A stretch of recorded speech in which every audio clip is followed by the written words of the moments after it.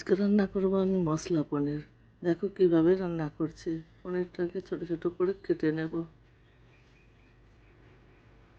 এইভাবে কেটে নিচ্ছি। পনিরটা আমার কাটা হয়ে গেছে, টুকরো টুকরো করে কেটে নিয়েছি। এবার কড়াই তেল দিয়ে পনিরগুলোকে লাল লাল করে ভেজে নেব। ভাজা হয়ে গেছে, এবার তুলে নেব। কড়াইয়ে একটা দারচিনির টুকরো দিলাম, এলাচ দিয়েছি, লবঙ্গ ভালো করে ভেজে নেব। কাজু বাদাম কিশমিশ তেলের সাথে ভেজে নিচ্ছি। এরপর আমার ভাজা হয়ে গেছে, ওটা তুলে নেব। এরপর টমেটোটা ভেজে নেব।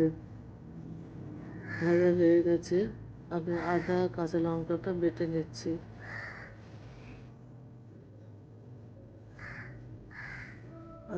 কাঁচা লঙ্কা বাটা হয়ে গেলে ওর মধ্যে ওই কাজু কিশমিশ দারচিনি লবঙ্গটা ভালো করে ভেজে রেখেছিলাম, ওটা বেটে নেব।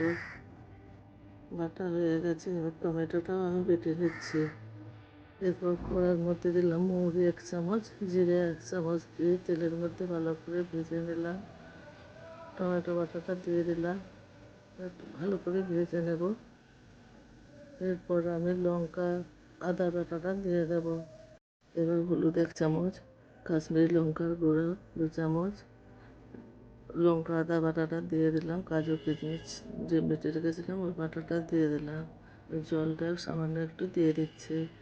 ভালো করে কষে নেব। কষানো মশলার সাথে 1 চামচ গোলমরিচের গুঁড়ো দিয়ে দেবো। ভালো করে নাড়িয়ে নিয়ে জল ঢেলে দেবো। তারপরে এইভাবে জল দিয়ে মশলাটা আমি কষিয়ে নিচ্ছি।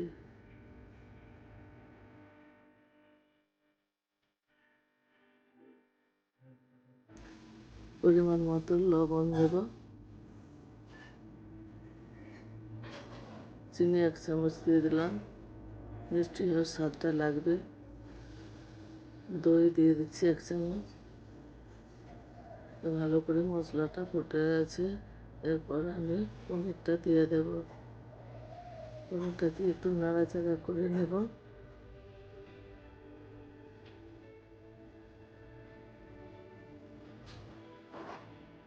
আঁচটা কমিয়ে রেখেছি। মাঝে আমার পনিরটা ফুটিয়ে নিলাম, ওপর থেকে ধনেপাতা ছড়িয়ে দিলাম। এবার কড়া থেকে একটা পাত্রে ঢেলে নিলাম। হয়ে গেল আমার মশলা পনির রান্না। দেখো কত সুন্দর হয়েছে। এভাবে পনির রান্না করলে খেতে খুব সুন্দর লাগে।